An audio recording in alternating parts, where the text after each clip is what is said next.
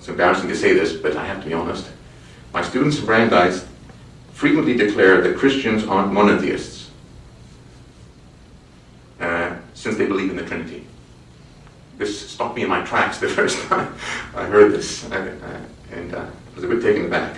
I try to correct their misunderstanding, gently I hope, by pointing out that no, Christians, just like Jews, are monotheists. In what sense then, for Christians, is God also three? That's a good question. Three isn't one. I mean, nothing gets by my students, okay? Well, it is not that God is three in number, in the sense that there are three gods. That's not what Christians do. Then they would be polytheists if they said that. John Donne's God, from Holy Sonnet 14, consider this: batter my heart, three-person God. Three-personed God, he says. For you as yet but know, breathe, shine, and seek to mend.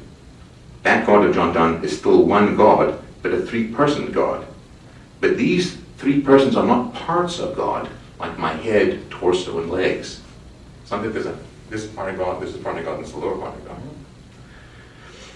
This is what is meant by God's being simple, a concept first developed by Plato, whose forms, he insisted, were simple.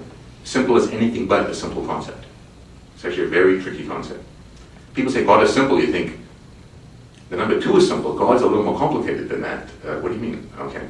Unlike a physical object that is beautiful, say Helen of Troy, who has a beautiful nose, beautiful eyes, beautiful lips, all distinct but related, beauty itself, this is Plato, beauty itself cannot be divided up into parts. There is no lower part of beauty distinct from the upper part. Helen's face has parts. The beauty of her face does not have parts. Plato insists on this. It is, so to speak, all beauty all the time. And the numbers themselves, says Plato, amazing, he did this 2,500 years ago. The numbers themselves, says Plato, what Frege calls the counting numbers, what we call the positive integers and zero, the numbers themselves, he says, are forms, and so simple. Now you think, just a moment now, simple. Isn't it true that 3 is equal to 1 plus 1 plus 1? That's true, but does that mean 3 has 3 parts? 3 is indeed the sum of 1 plus 1 plus 1, but as Frege demonstrates, that is not to say that the number 3 has 3 parts. 3 does not, like a Russian doll, contain 3 ones inside itself. It's not pregnant with 3 little ones. What's amazing is Plato knew this 2,500 years ago before Frege and logic. He's a smart guy, Plato. But let me tell you how smart he is. He knew no more that he got from Socrates. So he knew that he knew something, but no more. And he knew he couldn't say anything more, because how could he? It required logic, mathematics, in a couple of thousand years. But he knew the fact that it doesn't have parts. That's what I call a good philosopher. And Frege repeats this, though I think it doesn't quote Plato.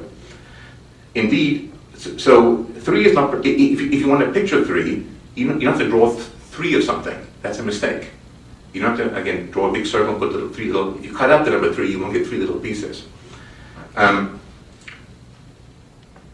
Which means, actually, you can't picture 3. No picture can do it justice. Frege also pointed out, by the way, there aren't even 3 ones in the first place. The Good Life is a very funny book, but you've got to get the jokes. Some people have said this. They said 3 is 1 plus 1 plus 1. But 1 is just 1. So it must be 1 sub A, 1 sub B, 1 sub C. But then you're in real trouble. So it looks like, but the 3 isn't just 1. So what's going on here? It turns out what is meant by 1 plus 1 plus 1 is actually rather tricky. That was Frege's point. It doesn't mean what you think it means, at a minimum, shall we say. What is meant by 3 being the sum of 1 plus 1 plus 1 is not that it has 3 parts, but something more subtle, which Frege illuminates in the Grundlagen. If you say what, you've got to read the book. It's a complicated story. but it's not that it has 3 parts. The mathematical function of addition must be distinguished from the physical operation of heaping or agglomerating, something Plato recognized already in the Phaedo. Same thing Plato understood. You don't stack the numbers on top of each other like you can long pieces of wood. You stack it in that way. Indeed, Plato makes a really beautiful point. It's just amazing. He says that if you heap things, adding 1 more grain of sand changes the amount of sand very little, and yet it changes addition of 1 to a number, it makes an entirely different number. Frege made that point too. Leibniz made that point also. It's actually amazing. So that just shows that adding another is not like adding a grain of sand. Because it requires a whole lot of grains of sand to get a different kind of heap. Just add one number, you go from prime to non-prime, from even to odd, the whole thing changes. So it's a very different operation, adding 1 in numbers, than adding 1 more log, 1 more p to your plate, 1 more grain of sand. So adding is an ambiguous word in these two cases. Frege knew this very well.